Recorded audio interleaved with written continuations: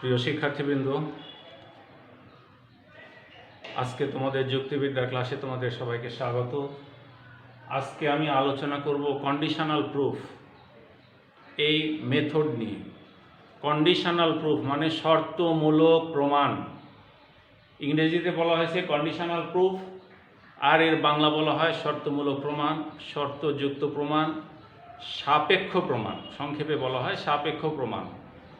ইংরেজিতে যেটাকে বলা হয়েছে হাইপোথেটিক্যাল প্রপোজিশন, এইটাকেই বাংলায় বলা হয়েছে শর্তমূলক প্রমাণ বা শর্তমূলক প্রপোজিশন বাক্য। তো আমরা এই কন্ডিশনাল প্রুফ সিপি সংক্ষেপে এইটা নিয়ে আজকে আলোচনা করব। এটা একটা নতুন মেথড।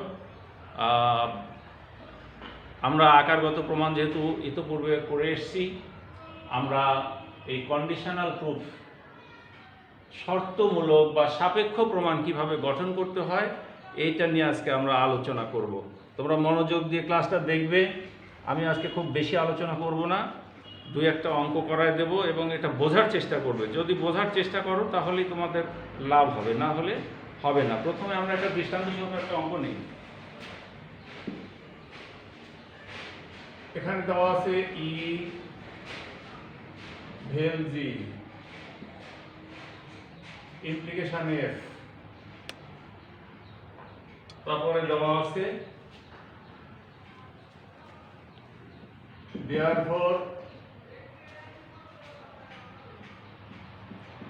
ই ইমপ্লিকেশন এফ। খেয়াল করো, ব্র্যাকেট তুলে দিলেও অসুবিধা নেই, এই ব্র্যাকেট না থাকলে কোনো অসুবিধা নেই।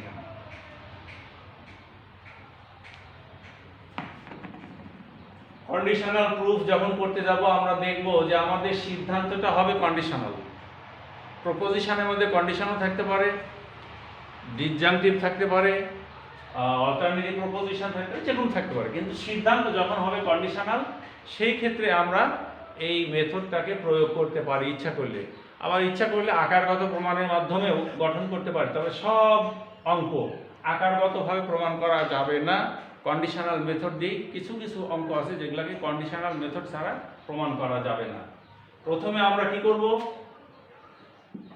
কন্ডিশনাল যে সিদ্ধান্তটা দেওয়া আছে এর পূর্বকটাকে আমরা একটা অতিরিক্ত প্রপোজিশন হিসেবে গ্রহণ করব। যদি আমরা ই কে একটা অতিরিক্ত প্রপোজিশন হিসেবে নিই তাহলে আমরা বলতে পারি সুতরাং এফ, অর্থাৎ আমরা যদি ই কে একটা অতিরিক্ত প্রপোজিশন হিসেবে নিয়ে কোনোভাবে যে কোনোভাবে এফ সিদ্ধান্তে পৌঁছাতে পারি তাহলে আমাদের অঙ্ক হয়ে গেল। আমরা ধরে নিলাম, আর এখানে লিখবো আমরা কি সিপি। আমরা এখানে ই কে একটা অতিরিক্ত প্রপোজিশন, আমরা যেহেতু বিগত নিচের ক্লাসে ক্লাস 9, 10, 8 আমরা এরকম অঙ্ক করেছি, ধরে নেই অমুক বস্তুটির মূল্য x টাকা, ক টাকা, ইত্যাদি ইত্যাদি, x বা ক ইত্যাদি, এরকম আমরা ধরে নিয়ে অঙ্ক করেছি। ঠিক একইভাবে এখানে আমরা ইটাকে একটা অতিরিক্ত প্রপোজিশন হিসেবে ধরে নিলাম। প্রপোজিশন মানেই সত্য। এখন ই সত্য বচন, ই কে অতিরিক্ত প্রপোজিশন হিসেবে ধরে নিয়ে যদি আমরা এফ সিদ্ধান্তে পৌঁছাতে পারি তাহলে আমাদের দায়িত্ব শেষ হয়ে গেল। এর অর্থ কি, যদি ই সত্য হয় তবে এফ সত্য হবে, আদারওয়াইজ নট, বিপরীত ক্রমে নয়। তাহলে আমরা যদি ই কে একটা অতিরিক্ত প্রপোজিশন হিসেবে ধরে নেই এবং সেখান থেকে যদি আমরা এর সিদ্ধান্তে উপনীত হতে পারি তাহলে আমাদের অঙ্ক হয়ে গেল। তাহলে 3 নম্বরে কি করব, দেখো ই যেহেতু আমরা নিয়েছি, ইর সঙ্গে আমরা জি অ্যাড করব। তাহলে কি করলাম, 2 নম্বরকে অ্যাড করে, ছোট অঙ্ক সহজে বোঝা যাবে। আমরা এর সঙ্গে 2 নম্বরের সঙ্গে জি অ্যাড করলাম। এখন দেখো 1 নম্বরে আছে একটা প্রপোজিশন, হাইপোথেটিক্যাল প্রপোজিশন, যার পূর্বকটা হলো ই ভেল জি, অনুক হলো এফ। তাহলে ই ভেল জি আমরা অলরেডি পেয়ে গেছি, অতএব আমরা লিখতে পারি 4 নম্বরে এসে এফ।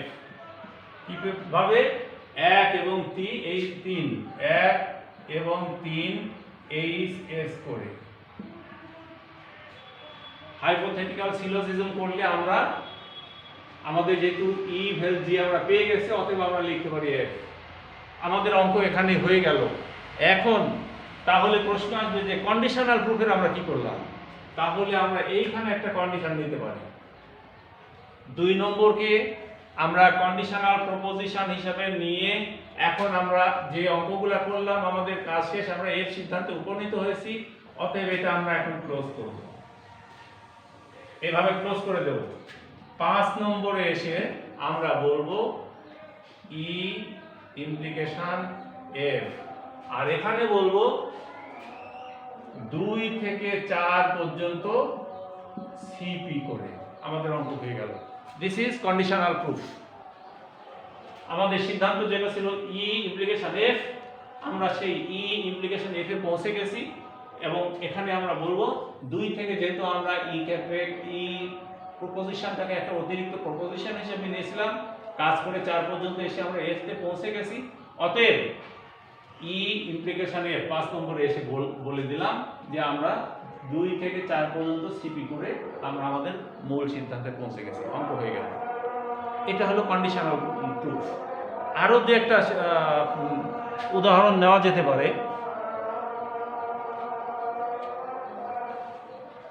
আশা করি বুঝতে পেরেছো। তাহলে আমাদের 1 নম্বরের প্রপোজিশন ছিল ই ভেল জি ইমপ্লিকেশন এফ, অতএব প্রমাণ করতে হবে যে ই ইমপ্লিকেশন এফ। কি করলাম আমরা? 2 নম্বরে ই কে একটা অতিরিক্ত সিদ্ধান্তের পূর্বককে একটা অতিরিক্ত প্রপোজিশন হিসেবে নিলাম। এখন যদি আমরা সিদ্ধান্তের অনুগে যে কোনো ভাবে পৌঁছাতে পারি তাহলে আমাদের অঙ্ক হয়ে যাবে।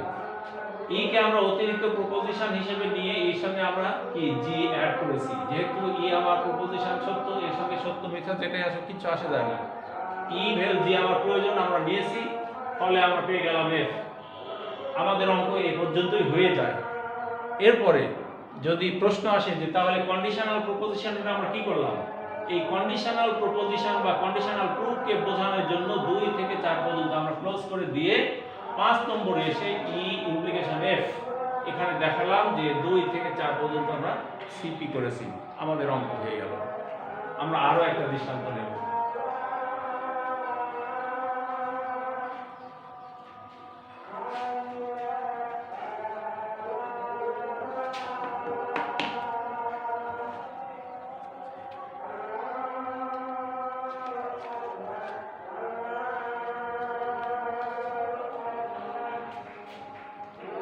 এক নম্বরে আছে ই ইমপ্লিকেশন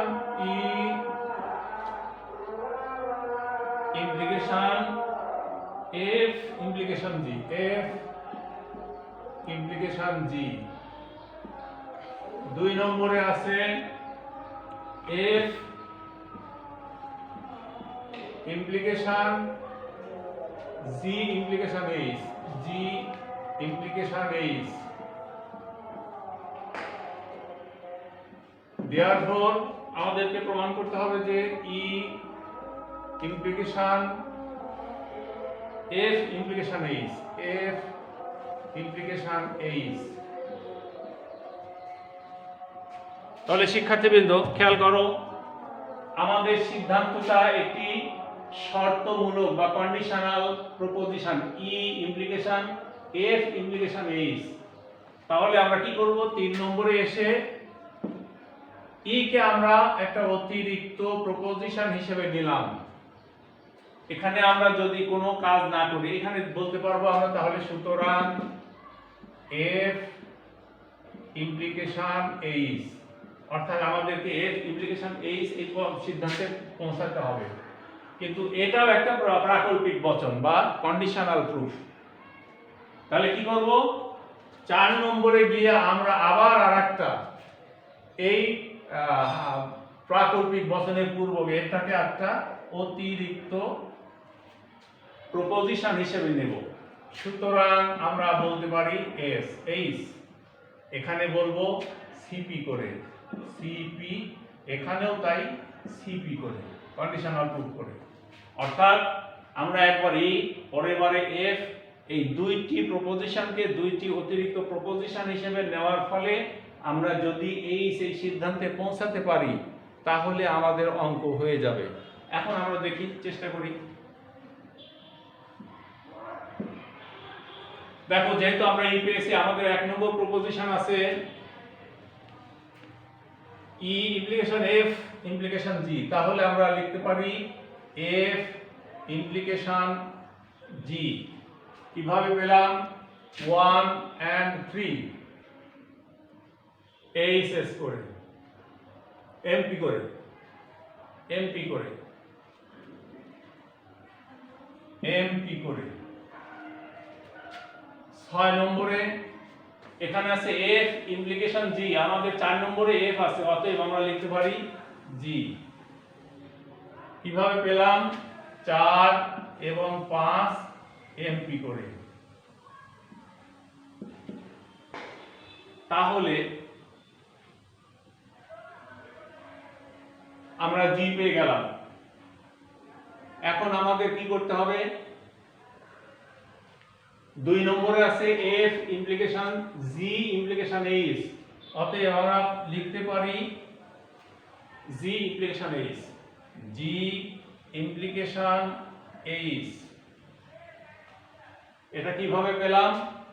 2 এবং 4, 2 এবং 4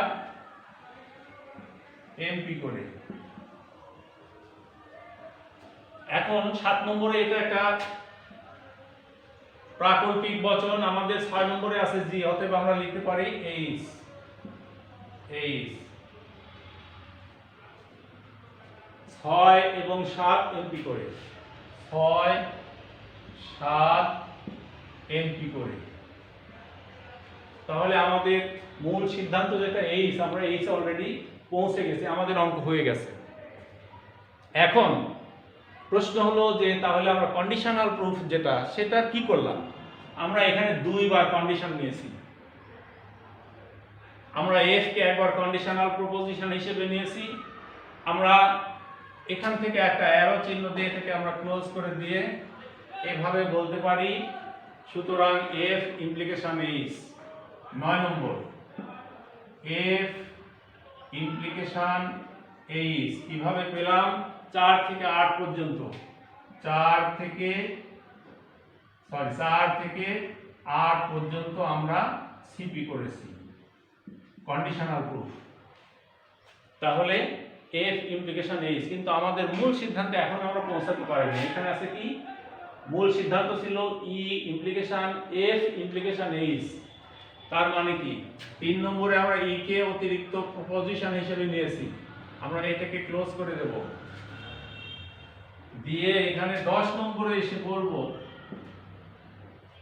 ই ইমপ্লিকেশন এফ ইমপ্লিকেশন এইচ। এখানে বলবো